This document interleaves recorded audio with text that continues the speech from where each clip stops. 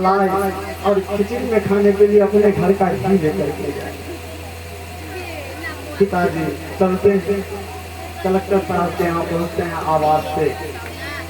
आवाज पे बैठक चल रही है। द्वारपाल से कहते हैं, जो वॉचमैन रहता है, क्योंकि वॉचमैन आते हैं, कहते हैं कि जाके साहब को बोलो पिताजी आए। प्रवेश की अनुमति मिलती, जाते हैं, वहाँ मीटिंग चल रही है। पिताजी को एक कुर्सी पर बैठने को साइड में बोला जाता है। जो बातचीत करने वाले हैं अंग्रेजी में बातचीत, अंग्रेजी बोलना गर्व की बात समझते हैं, अंग्रेजी में बात करते हैं। तो जो बातचीत करने वाला है उन्हीं में से किसी की नजर पड़ जाती है कि सामान्य आदमी है, धोती पहने हुए, कुर्ता पहने हुए, अंगूठा रखे हुए। तो कलेक्टर साहब से पूछ देते हैं, मतलब कि यह कौन है? कलेक्टर साहब कहते हैं, ही इज माय सर्वेंट, वह मेरा नौकर है। अपने बाप को कहता है, ही इज माय सर्वेंट। तुरंत पिताजी खड़े होते हैं और कहते हैं, जो पूछा था कलेक्टर साहब से, उसको कहते हैं, no no, I am not his servant, I am the servant of his mother। और ऐसा करके तुरंत वापस हो कहते हैं कि मैं इसका नौकर नहीं हूँ, मैं इसकी माँ का नौकर हूँ। यानी अपना परिचय दे दिए कि मैं इसका बाप हूँ और यह करके चले गए। सत्य घटना है, ऐसी व्यवस्था हो गई है। तो यदि हम लोग इस तरह से अपने आचरण को, अपने नैतिक मूल्य को गिराना चाहते हैं तो भगवान से विमुखता रखनी होगी। बचाना चाहते हैं तो इसी तरह शांति पूर्वक धैर्य के साथ कथा श्रवण करना होगा। तो भगवान श्री कृष्ण सुदामा के हाथों से ले लेते हैं और एक मुट्ठी खाते हैं, आनंदित होते हैं। दूसरा मुट्ठी जैसे ही निकालते हैं, रुक्मणी महारानी जोर से आवाज लगाते आते हैं और बांह पकड़ लेते हैं। प्रभु, एक मुट्ठी ही काफी है, इस लोग के लिए इतना ही काफी, बाकी रहने दीजिए, ढेर सारा कार्य पूरा करना हो गया। तो स्वागत सत्कार होता है और रात्रि विश्राम करते हैं। प्रातः काल सुदामा कहते हैं कि मित्र अब अनुमति दो। भगवान न रुकने को कहते हैं न जाने को कहते हैं, चुप रहते हैं। सुदामा समझते हैं स्वीकारे मौन लक्षण। आपसे यदि कुछ पूछा गया, आप कोई जवाब नहीं दे, इसका मतलब तो हाँ। रसोई भोजन ग्रहण करके सुदामा प्रस्थान करते हैं। रास्ते में जब जाते हैं तो मन में सोचते हैं कि मुझे तो सब कुछ मिल गया, मेरा पुराना मित्र मिल गया, मेरा जो सत्कार हुआ, अहो भाग। लेकिन अब सोचने लगते हैं कि सुशीला के पास जब जाऊंगा तब क्या दशा हो, उसको वो जो मुझे खाली हाथ देखेगी। इतना सोच ही रहे थे कि अचानक अपने आप को पाया दिव्यनगर। कौन सा नगर है भाई? इधर पूछ रहा है कि उधर देख रहे हैं कि सुशीला उनकी पत्नी बाजे गाजे के साथ और बांसरों को आपस में दोनों तरफ से बॉडीगार्ड साथ में है, उनके साथ स्वागत करते हुए आई। स्वामी अपना ही घर है, प्रभु की कृपा से ऐसा भगवान ने सुदामापुरी का निर्माण कर दिया। तो ऐसे दीन बंधु भगवान है, जैसे दीनहीन गरीब ब्राह्मण का उद्धार किए। बोलिए दीन बंधु भगवान की जय। इसमें कट कर लिया, बहुत समझ आएगा, गाना को छोड़ दिया। अब एक बार सुदामा का उद्धार हो गया, कल्याण हो गया। एक बार सूर्य ग्रहण स्नान के दौरान भगवान कुरुक्षेत्र जाते हैं। वहाँ ब्रज की गोपियां समेत नंद बाबा से भेंट होती है। इस कथा से भी अब मिल गया संदेश। लेकिन अब क्या हो गया है, जिससे मुठ्ठे के दक्षिणा लेवे नियम बने ले हो। भगवान को सूर्य ग्रहण के समय कुरुक्षेत्र में स्नान करने जाना पड़ा। ग्रहण होता है, हम लोग भी पवित्र होते हैं धार में, नदी में जाकर के, जिसकी जहाँ बनती है। तो वहाँ गए, सभी गोपियों से भेंट हुई, नंद बाबा से भी भेंट हुई, सबसे भेंट होती है। और इस मिलन से सबको अत्यंत प्रसन्नता होती है। जब वसुदेव के द्वारा यज्ञ का आयोजन किया जाता है तो उस यज्ञ में श्रुतियां उपस्थित होती हैं और श्रुतियों के द्वारा भगवान की स्तुति की जाती है। यह स्तुति बहुत ही कल्याणकारी है, संपूर्ण का तो संभव नहीं। जो 2 पद हैं वह श्रवण करेंगे, कल्याणकारी स्तुति है। जय जय जय जामजिता दोष गृहीत गुणा त्वमसि यदात्मना समवर्धा समस्त भगः अगर जगदो कशमाखिलक्ष्य बोधकत्ते क्वचिद्यात्मना च तरतो अनुचरे निमग्नः। अर्थात हे प्रभु, आप ही संसार के इस माया को नाश कर सकते हैं। विनती करती हैं, भगवान कहते हैं कि माया से तो संसार चला सकता है, माया को नाश कैसे करेंगे? माया को नाश कर देंगे तो संसार ही नहीं चलेगा, संसार ही नष्ट हो जाएगा। भगवान स्तुतियों को कहते हैं कि इसी माया से तो समस्त संसार का संचालन हो रहा है। अब भगवान अपने उनकी जो संपत्ति, चूंकि वो तो इकट्ठा में बता दिए कि इतना इतना हुआ, एक ही बार तो नहीं हुआ, धीरे धीरे बढ़, तो जब भगवान के संपत्तियों की संख्या बढ़ने लगी, अब भगवान को चिंता हुआ। भगवान को चिंता हुआ कि इतनी जो जनसंख्या बढ़ रही है, वो न हो, ऐसा न हो कि एक दिन आपस में मेरे ही संतान लड़ करके न मर कट जाए। उन्होंने क्या किया कि ऋषियों से अपने ही संतान को शापित करवा दिया और ऋषियों के द्वारा यह शापित किया गया कि एक दिन आपस में ये सभी लड़ करके मर जाएंगे। वह भी व्यवस्था कर डाला। वसुदेव जी के द्वारा प्रश्न पूछा जाता है उसी यज्ञ के दौरान कि भागवत धर्म कैसा है। नारद जी उन्हें भागवत धर्म के बारे में परिचय देते हैं। अधिक समय नहीं लेंगे, 15 से 20 मिनट में हो जाएगा। उनसे उस प्रश्न का जवाब देते हुए कहते हैं कि भागवत धर्म बहुत ही सरल धर्म है। बिना किसी आडंबर के, बिना किसी दिखावा के, बिना किसी तामझाम के केवल भगवान का नाम जपते रहिए। चाहे जिस अवस्था में है केवल उनका नाम लीजिए, भगवान आपको कल्याण करेंगे। अब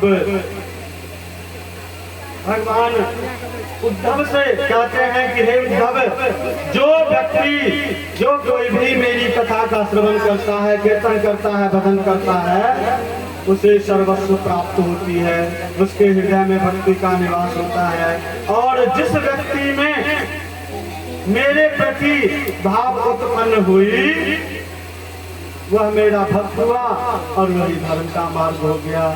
इसलिए भगवान के प्रति भक्ति की भावना जागृत करनी चाहिए।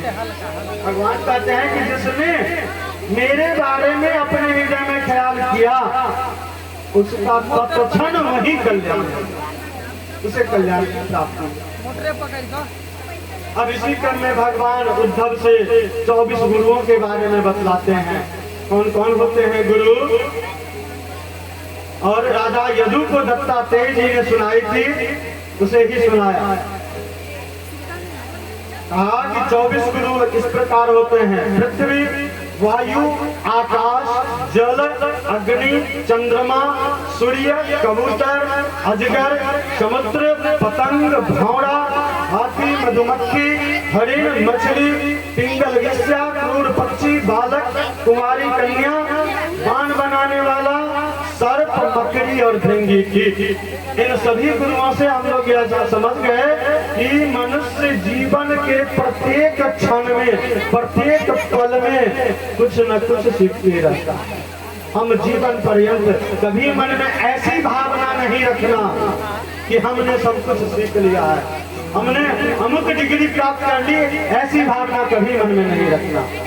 क्योंकि सीखने की प्रक्रिया जो है वह जीवन पर्यंत चलती है। सबसे बड़ा प्रमाण रामायण का वह अंश जब भगवान लक्ष्मण से कहते हैं, लक्ष्मण आज संसार का सबसे बड़ा विद्वान आदमी जा रहा है, जाकर के कुछ सीख लो।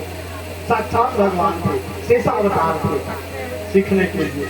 इसलिए ऐसा हम कभी अपने दिमाग में मन में नहीं रखना चाहिए कि जो है हम ही हैं। प्रति क्षण हम सीखते रहे।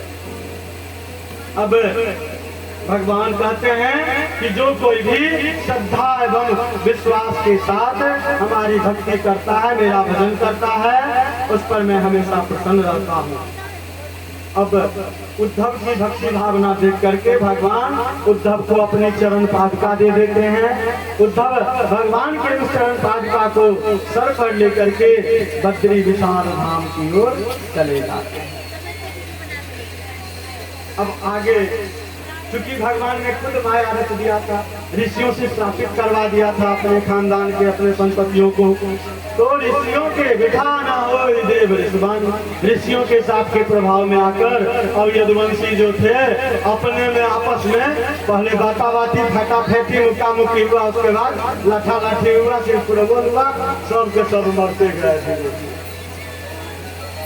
धीरे धीरे यदुवंशों का क्षय होने लगा। जब सबका क्षय हो गया, भगवान ने चैन की सांस ली और मन ही मन सोचा कि चलो धरती का जो बचा खुचा भार था वो अभी अब समाप्त। ऐसा सोचते हैं। उसी क्षण बलराम जी समुद्र के किनारे बैठ करके एकाग्रचित हो जाते हैं और अपने आप को आत्म स्वरूप में स्थिर कर लेते हैं। बलराम जी अपने धाम को गमन करते हैं। जब बलराम अपने पद में लीन हो जाते हैं तो भगवान भी एक पीपल के पेड़ के नीचे बैठ जाते हैं। भगवान पीपल के पेड़ के नीचे बैठे हुए, जंगल है, एक बहेलिया शिकार की तलाश में आ रहा है। भगवान जैसे ही बैठते हैं, पत्ते की खड़खड़ाहट होती है, बहेलिया को लगता है कोई शिकार है, बाण चला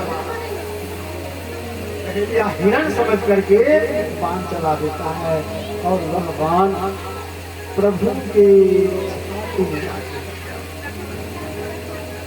बहेलिया के द्वारा चलाए गए बाण प्रभु के छाती में आकर के लग जाता है।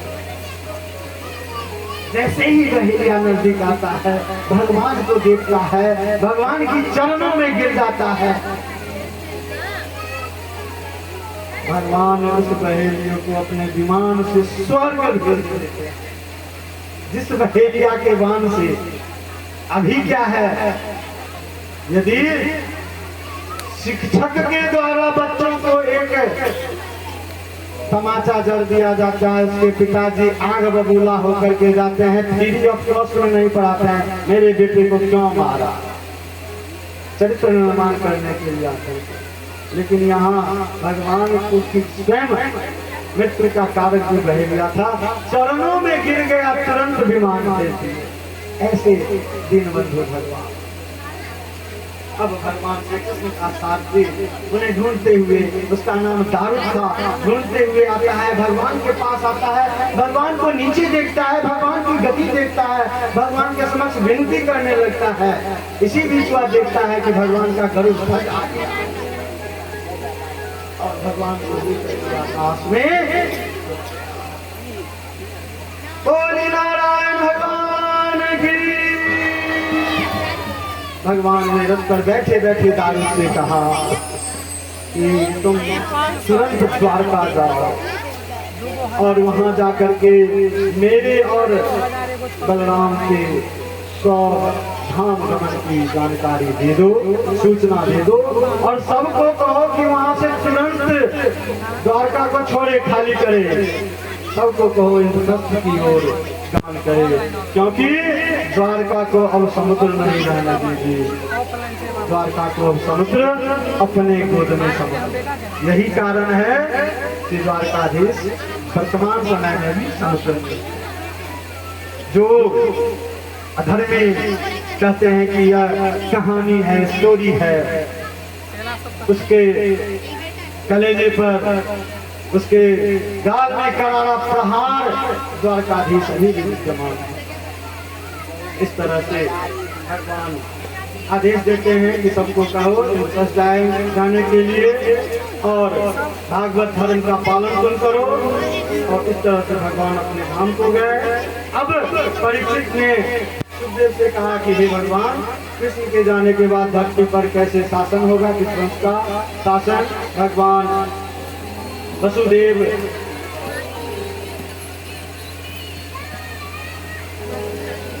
परीक्षित को भगवान सुखदेव जी के द्वारा वर्तमान कलयुग की परिस्थिति का वर्णन किया जाता है, उनके द्वारा बताया जाता है। पूर्णता है जो अध्ययन करने वाले व्यक्ति हैं, जिन्हें अध्ययन से रुचि है, संपूर्ण हम लोग जो हिस्ट्री में पढ़े हैं, नंद वंश, गुप्त वंश, मौर्य वंश, सबका उल्लेख है। समय बहुत हो गया है, संक्षिप्त में मैं कह रहा हूँ कि सुखदेव जी कहते हैं जरासंध के वंश का अंतिम राजा पुरंजय होगा, उसके बाद हनुमान का राजा होगा, उसी के वंश में 10 राजा होगा महानंदी, जो नंद वंश की स्थापना करेगा, और उसी का सबसे अंतिम दुष्ट अत्याचारी घनानंद होगा। घनानंद को मार करके एक ब्राह्मण की सहायता से, चाणक्य की सहायता से चंद्रगुप्त राजा बनेगा, उसी वंश में सम्राट अशोक होगा, जो हम लोग हिस्ट्री में पढ़ते हैं। यह सारी व्यवस्था, सारी जानकारी इस भागवत महापुराण में दी गई है। इतिहास को हम लोगों ने लिखा है, इस भागवत महापुराण को वेद व्यास जी ने लिखा है। कौन सच्चा कौन झूठा इसकी पुष्टि हो गई। इसलिए कुतर्कियों के फेरे में पड़ करके अपनी मत को प्रभावित नहीं करना। अब अंत में कहते हैं सुखदेव जी कि कलयुग आने पर स्थिति बहुत ही विषम हो जाएगी। चारों तरफ लूट, अत्याचार, भ्रष्टाचार, हिंसा, झूठ, चोरी बढ़ जाएगी, आपदा विपत्ति आएगी, धरती सहन नहीं कर पाएगी, सूखा पड़ेगा, अकाल होगा, वृष्टि नहीं होगी, या तो अतिवृष्टि होगी, बाढ़ आएगा, और इन सभी के प्रभाव से जनजीवन को क्षति होगी। और मनुष्य का स्वभाव कैसा हो जाएगा, गधों के समान हो जाएगा, उसकी बुद्धि नष्ट हो जाएगी, और धीरे धीरे आरंभ होने लगा। लोग अपने बुद्धि विवेक को खोते चले जा रहे हैं, मर्यादाओं का पालन करने की बात इसके बारे में सोचते भी नहीं। तब पुनः सुखदेव जी भगवान कहते हैं कि वैसी स्थिति में जब विषम स्थिति हो जाएगी, तो भगवान धर्म की रक्षा करने के लिए संभल नामक गांव में, संभल नामक एक गांव में विष्णु यश नामक ब्राह्मण के घर में अवतरित लेंगे, कल्लिक अवतार में अवतरित लेंगे, और उन गधों के स्वभाव वाले जीवों का उद्धार करेंगे, कल्याण करेंगे, और पुनः सत्ययुग का आरंभ होगा। इस भीषण कलयुग से बचने का एकमात्र उपाय है भगवान का भजन करना। यदि हम भगवान का भजन करते रहेंगे तो इसके कुप्रभाव से बचेंगे। और सुखदेव जी परीक्षित से कहते हैं कि हे परीक्षित, 7 दिनों की ही यह कथा है। हे परीक्षित, अब तुम्हारे मृत्यु का समय आ गया है, अब तुम्हारे मृत्यु का समय निकट आ गया, तुम सावधान हो जाओ और भगवान के प्रति अपने आप को समर्पित कर दो। अब तुम्हारी घड़ी आ रही है, तुम भगवान श्री कृष्ण को अपने हृदय में स्थापित करो, जिससे तुम्हें परम पद की प्राप्ति हो। भगवान सुखदेव को आदर पूर्वक अपने आसन पर विराजमान देख परीक्षित जी साष्टांग प्रणाम करते हैं और गुरु का आशीर्वाद प्राप्त करते एकाग्र होकर के एकमात्र भगवान श्री कृष्ण को अपने हृदय में रखकर अपने आप को जड़ बना लेते हैं। इसी बीच श्राप क्या था? तक्षक नारा करके काल चक्र कभी नहीं रुकता है। तक्षक नाग आया जसने के लिए, लेकिन जब तक वह इनके ऊपर अपना विष का प्रभाव छोड़ने को पहुंचता, तब तक परीक्षित क्यों ब्रह्मलीन हो गए? क्योंकि उन्होंने हृदय में 7 दिनों से साक्षात कृष्ण को बसा करके उनकी कथा सुनी और अभी अपने आप को मूर्त रूप में स्थापित करके भगवान को हृदय में दिखाया। उनका शरीर स्वतः जलकर रात इस दृश्य को देख करके देवतागण पुष्प की वर्षा कर परीक्षित को सदगति की प्राप्ति हुई।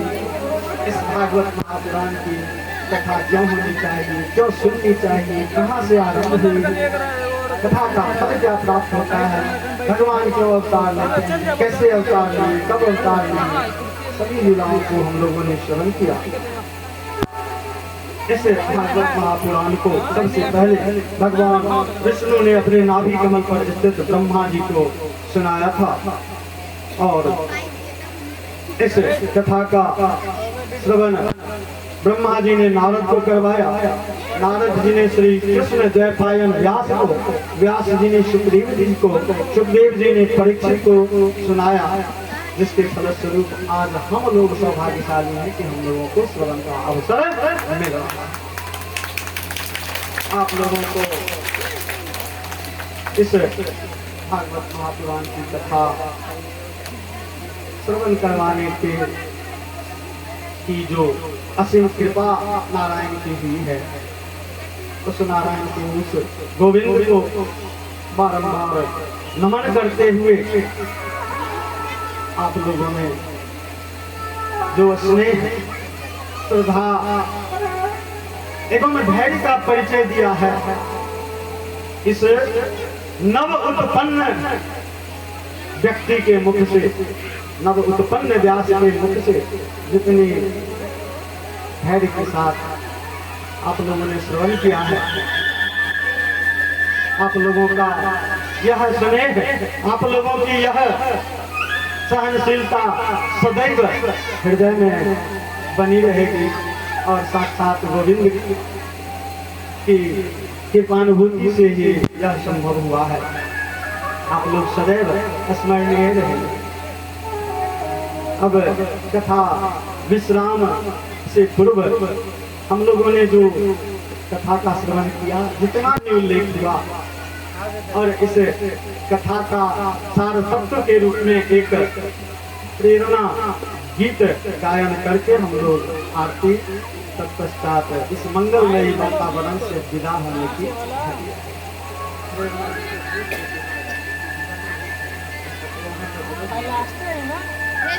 हम लोगों ने जो कुछ सीखा उसका सार तत्व इस गीत में